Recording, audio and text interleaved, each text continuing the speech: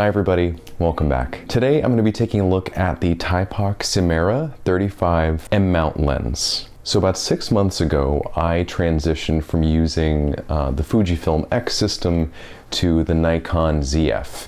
And it was my introduction into the whole Z mount and all that. I traditionally have been using Nikon DSLRs and film SLRs for as long as I've been a photographer, so I'm not new to the whole Nikon system. One of the appeals of using the Nikon Zf is being able to adapt all different sorts of lenses, from F-mount to M-mount rangefinder lenses. Also, the Nikon Zf has a lot of really amazing manual focus assists that make using manual lenses on this camera much easier. So I reached out to Thypoch because I'd seen some reviews for their Simera 35, 50, and most recently 75, and I wanted to give it a try. I'd never been able to really use M-mount lenses, and I wanted to see what these little jewels would look like and how they would operate on the Nikon Zf. Thypoch did loan me these lenses, the Simera 35, which I'm looking at today, as well as the Simera 50, for a period of time to enable me to make this video. I'm going to be looking at the first version of the 35, which Thypoch has just announced a updated version of this lens, as well as the 28, but I'm looking at the previous version, but it does have the same optical formula, so the image quality should be the same as the new version. So I'm going to take you through a round trip of some of my photos, my experience using it, what I liked, what I didn't like, and in the end, tell you if it's something you should take a look at. So let's jump right in. My first impressions of the Simera 35 inspire confidence. It's solid, dense, beautifully crafted with tight tolerances, with one minor exception I'll get into in a bit. I initially adapted it to my Nikon Zf with the TechArt autofocus adapter, which is quite heavy on its own. After swapping to a lightweight simple adapter I got from Amazon, the Simera balances extremely well. It's noticeably heavier than the 40mm f2 kit lens and slightly longer. I also compared this with the F-mount Voigtlander 40mm f2. That setup on the ZF is quite front heavy with an F-mount to Z-mount adapter due to the required flange distance. The one build quality nitpick I have is that there is some play when changing focus directions with the focus knob. This isn't an issue with the 50mm version, and I'm assuming has been resolved in the updated variants of this lens and the 28mm. The Simera has floating lens elements. This means that the lens optimizes the position of the elements at different focus distances to be better corrected for aberrations and improved close focus performance. Keep this in mind if you're using a helicoid close focus adapter, as this might reduce image quality at that enhanced close focus range. There are 14 aperture blades, which helps to keep the bokeh smooth, even when stopping down a bit.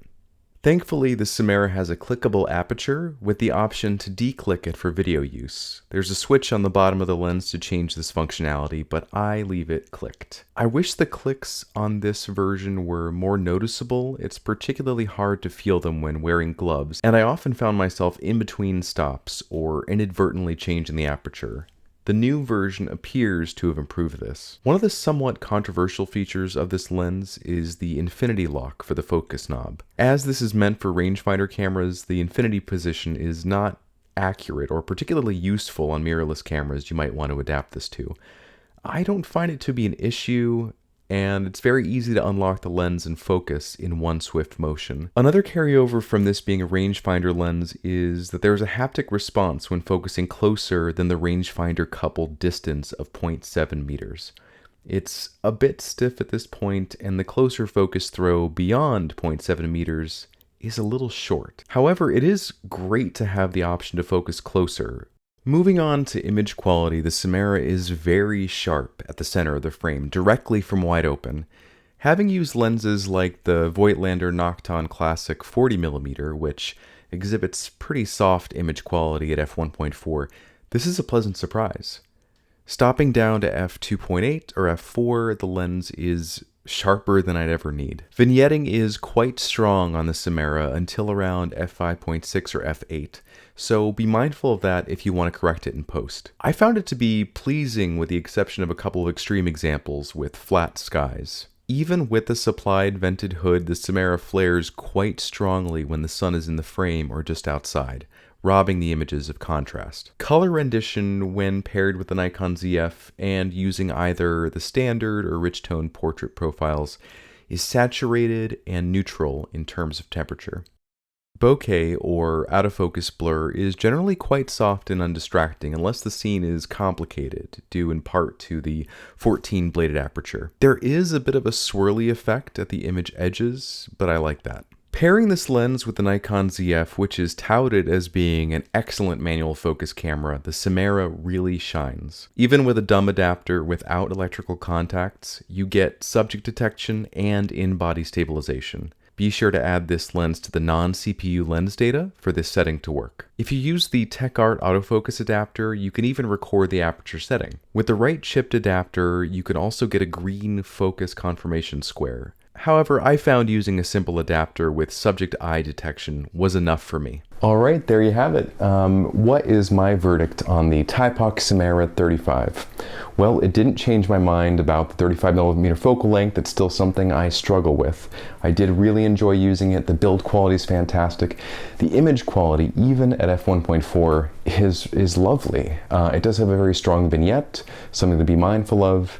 I did have to relearn how to focus using a rangefinder lens or rangefinder style lens.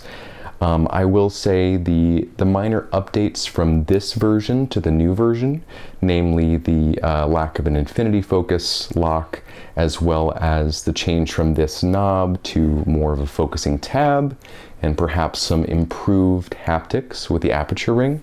Those would be welcome additions, but optically, a beautiful lens, really well built.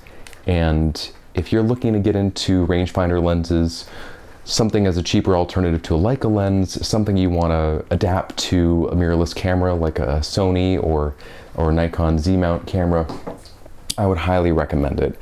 Comes at a good price for this sort of lens. I will be taking a look at the Simera 50, which I had a much better time with because I much prefer that focal length. That's going to be the next video, and until then, I hope you enjoyed this one. Please let me know what you thought. If you like this video, be sure to like it, be sure to subscribe to see more videos like this, and I can't wait to see you in the next video. Bye for now.